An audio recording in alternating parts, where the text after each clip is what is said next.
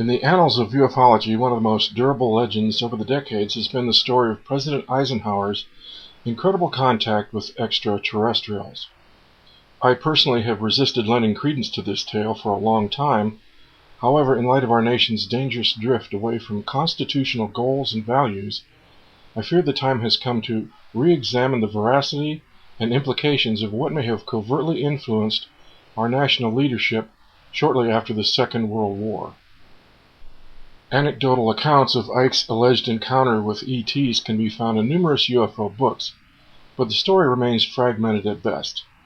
With this essay, I have tried to offer a one-stop-shop collection of these stories in order to paint a fuller picture of just what this legend entails.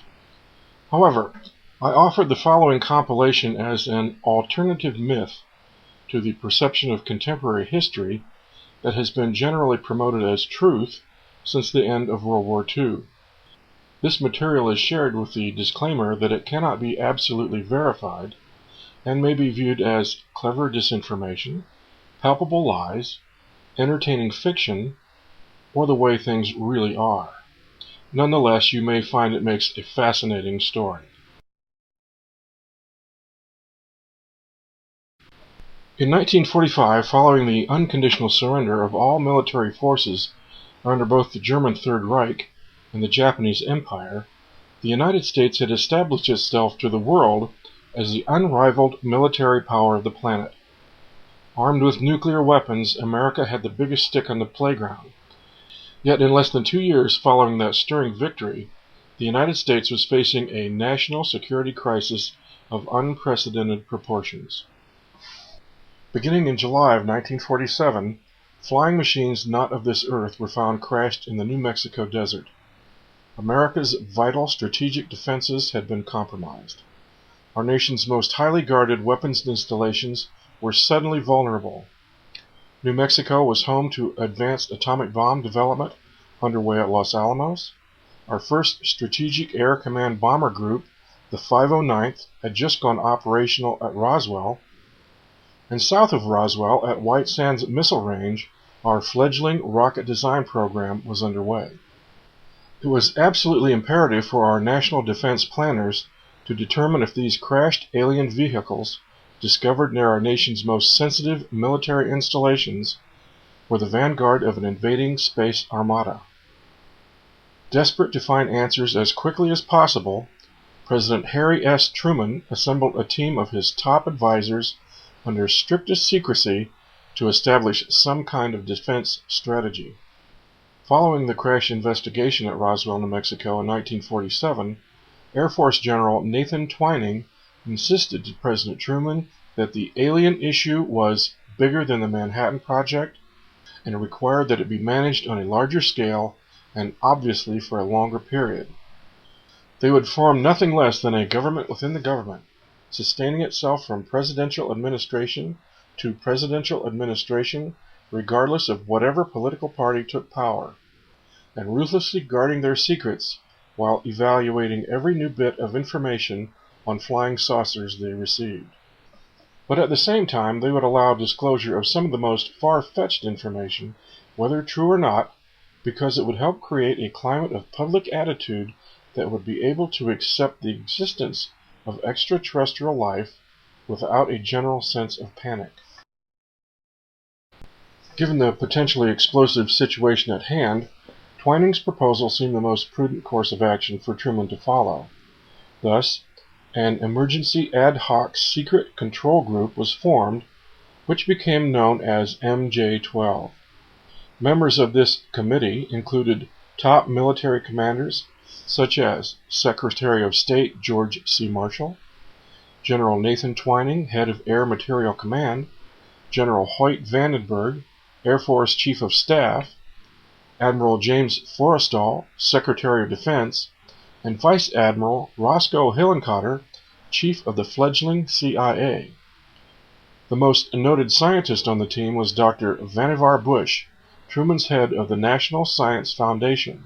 In a secret memorandum, Canadian government scientist Wilbert Smith revealed, in fact, that Dr. Vannevar Bush headed a small group set up to investigate UFOs, a matter which, Smith stated, is the most highly classified subject in the United States government, rating higher even than the H-bomb.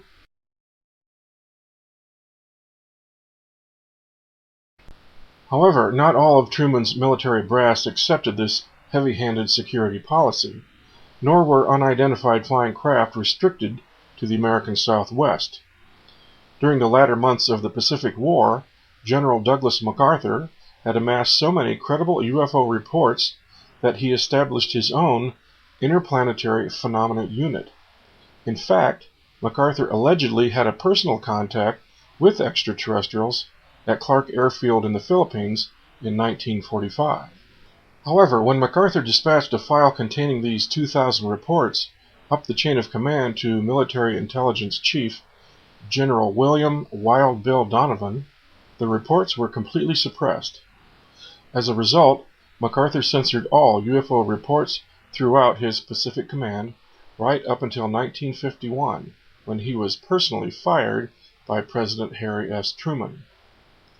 Yet despite this embarrassing dismissal and the top-secret gag order, General MacArthur told the New York Times in 1955, "The nations of the world will have to unite, for the next war will be an interplanetary war.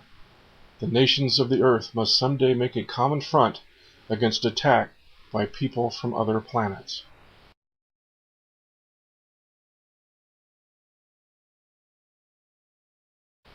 In 1953, the torch was passed from Harry Truman to Dwight Eisenhower, the newly elected President of the United States. And it would be Eisenhower, former Supreme Allied Commander of military forces in Europe, who would ultimately confront the extraterrestrial challenge face to face. The newly elected president took charge of a post-war nation enjoying an era of unprecedented prosperity. Yet at the same time, the growing menace of Russian communist aggression in both Eastern Europe and Korea spurred the need for an ever-expanding American armaments industry. As a former military commander himself, Ike determined that only a vastly superior weapons defense system would hold Russia's bid for global expansion at bay. Such were the Cold War imperatives dominating Eisenhower's executive agenda in early 1954. Yet despite the burdens of office, Ike had earned a reputation as an avid golfer, so a weekend getaway to Smoke Tree Ranch Resort in Palm Springs, California in February of 1954 drew only minor attention from the press. But after the Commander-in-Chief's noticeable absence on the links, a suspicious press corps figured something was amiss. By late evening of the 20th, alarming rumors hit the wire services claiming the president had suffered some dire medical emergency, or perhaps that he had even died. To quell the mounting hysteria, Press Secretary James Haggerty summoned a hasty press conference at the Mirador Hotel, where he assured that Ike had merely popped the cap off a tooth while eating chicken, which required immediate treatment by a local dentist. Such was the cover story. However, according to the legend, Ike had in fact been escorted to nearby Muroc Air Base under strictest security for a prearranged, top-secret meeting with extraterrestrials. This event remained secret until April, when details ultimately leaked from one of the advisors present. Gerald Light, an expert in metaphysics from Los Angeles, revealed in a letter to a friend, "The report is true, devastatingly true.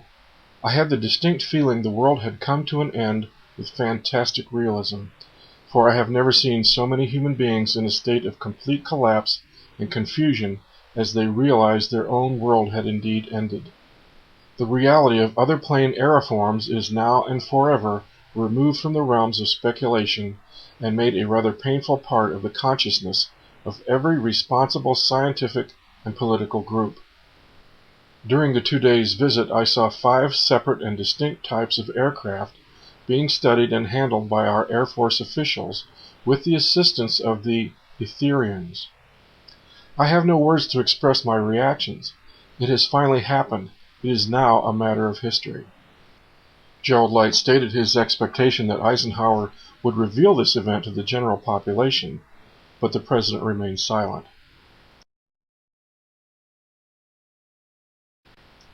Another eyewitness at Merak was an unnamed American test pilot who told British UFO investigator Lord Clancarty that aside from viewing alien craft, President Eisenhower actually met extraterrestrials, who demonstrated their paranormal powers by making themselves invisible, causing Eisenhower considerable embarrassment.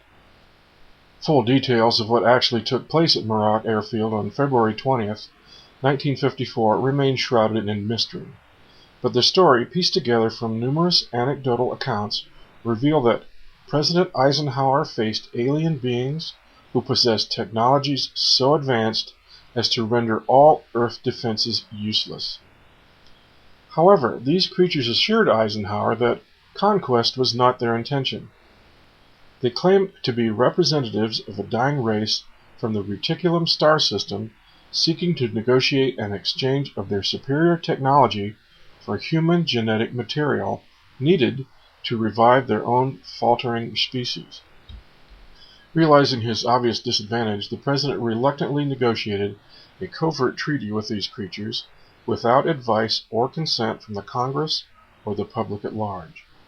For technology exchange, the deal provided a top-secret operations facility at Nellis Air Force Base in Nevada, as well as another undisclosed area in the southwest, presumably underground near Dulce, New Mexico.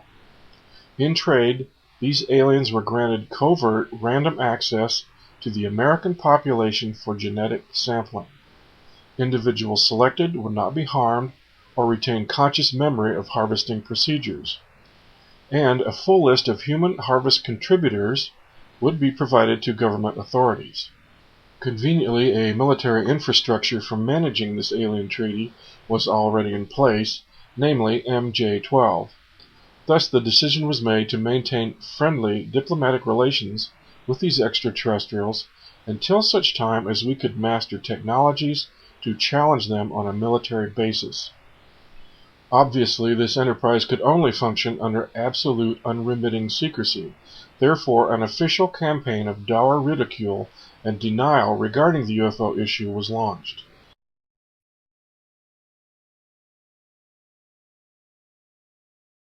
It is interesting to note that another advisor allegedly present at the 1954 Merak encounter was Edwin Norris, consultant to the Brookings Institution.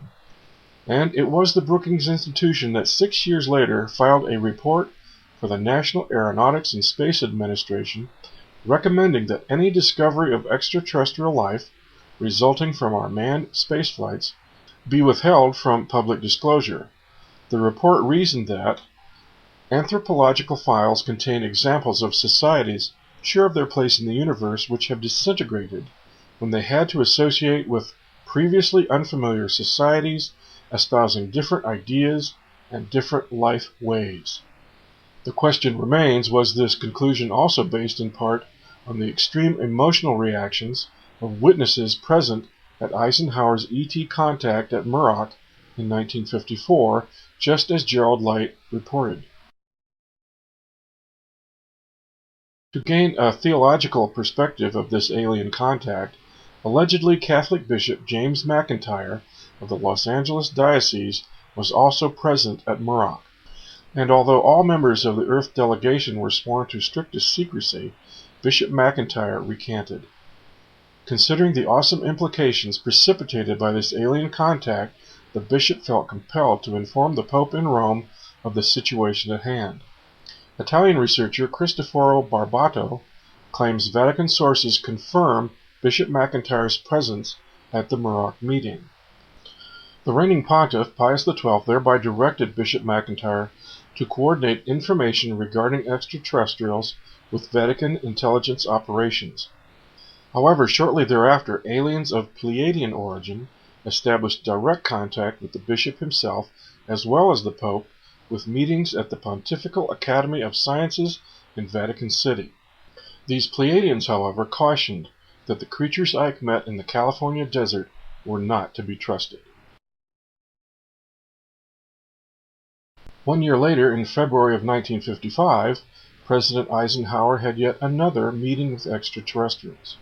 Researcher Art Campbell reveals that a second contact occurred at Holloman Air Force Base in New Mexico. This time, following prearranged instructions, Ike's plane, Air Force One, the Columbine 3, landed at the base runway and taxied to a deserted stretch of tarmac, where it was approached by 3 hovering saucers. One landed, and the President alone was seen leaving Air Force One and entering the saucer. 45 minutes later, Ike reappeared unharmed, but exactly what transpired in this meeting is unknown. Yet had Ike prepared for some dire consequence?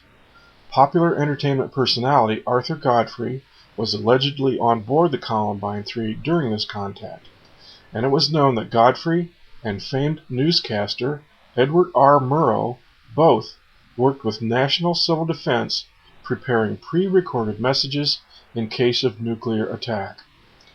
Perhaps Ike was anticipating some alien reprisal, as it was becoming obvious that his treaty with the creatures from Reticulum was folly. According to Colonel Philip Corso, United States Army retiree and former advisor to the National Security Council during Eisenhower's administration, these creatures weren't benevolent alien beings who had come to enlighten human beings. They were genetically altered human automatons, cloned biological entities actually who were harvesting biological specimens on Earth for their own experimentation. As long as we were incapable of defending ourselves, we had to allow them to intrude as they wished. We had negotiated a kind of surrender with them as long as we couldn't fight them.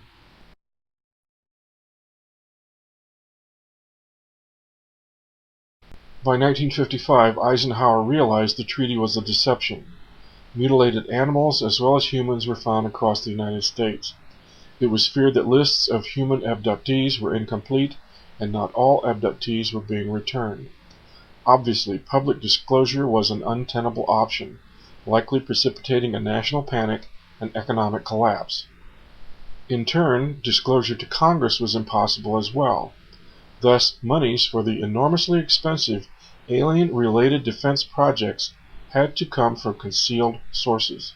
Considering this impasse, MJ-12, in concert with the CIA, devised a black ops, illegal drug pipeline into America via offshore Texas oil rigs provided by Zapata Oil Corporation's Chief Executive Officer George Herbert Walker Bush. This covert project was so successful, it spurred Bush's rise up the ranks of the CIA.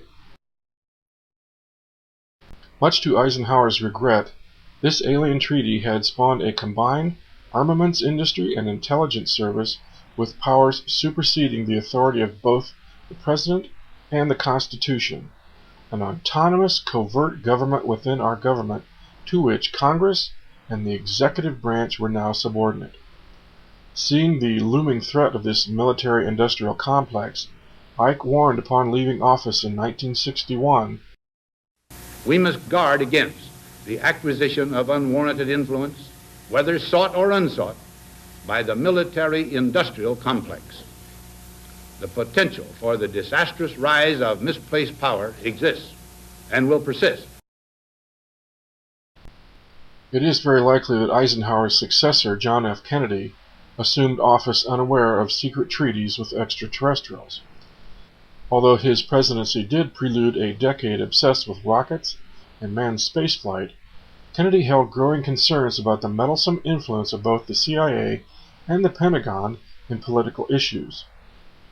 Kennedy expressed his misgivings to the American Newspaper Publishers Association in 1961 by stating, "There is grave danger that an announced need for increased security will be seized upon by those anxious to expand its meaning to the very limits of official censorship and concealment. There is very little in ensuring the survival of our nation if our traditions do not survive with it."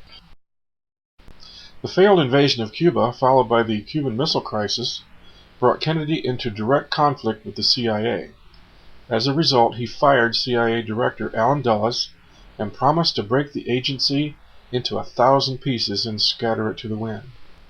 At some point, Kennedy discovered evidence of the clandestine alien treaty, whereby he issued an ultimatum to MJ-12 to dismantle the drug trade and that he planned to publicly reveal the alien presence.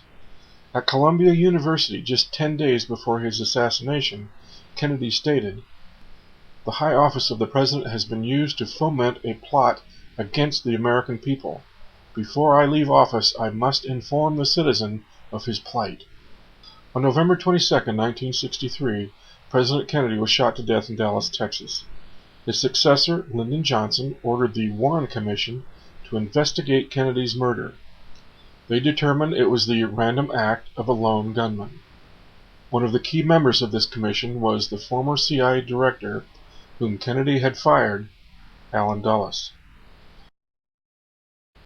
MJ-12 and the Alien Treaty remained secret and secure. General Nathan Twining's original directive for MJ-12 remained inviolate. They would form nothing less than a government within the government, sustaining itself from presidential administration to presidential administration, regardless of whatever political party took power, and ruthlessly guarding their secrets while evaluating every new bit of information on flying saucers they received.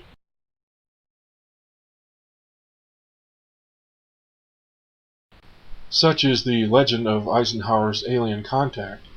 But is this story really a myth? Over the decades since Kennedy's death, illegal drug use has reached epidemic proportion. Alien abductions and cattle mutilations are common cliches. Notorious Area 51, the not-so-secret military base, is synonymous with UFOs and classified aircraft. George Bush rose to the directorship of the CIA and eventually the presidency of the United States, to be followed by his son as well, both of whom expanded American militarism abroad and oppressive domestic surveillance at home. After all these years, if an agency such as MJ-12 actually exists, whom does it now serve? The security and the protection of the American people as it was intended? Or has it been perverted into an instrument for clandestine, alien control of the human population of this planet? The dark side of this myth suggests the unthinkable. Does the inexorable drift toward a monolithic one-world government ruling a microchipped population serve the ambitions of unseen architects? Was Eisenhower's alien treaty actually a Trojan horse? By playing upon humanity's foolish lust for military power and control, have these clever aliens duped humans into serving as witless accomplices to their own enslavement? Humanity is not about to be invaded. Humanity is not in the middle of an invasion. Humanity has been invaded, and the invasion is nearly in its final stages. Great invasions do not happen with thundering smoke and nuclear weaponry. That is the mark of an immature society. Great invasions happen in secrecy. Perhaps the only hope for mankind's ultimate liberation lies in these secrets being finally revealed.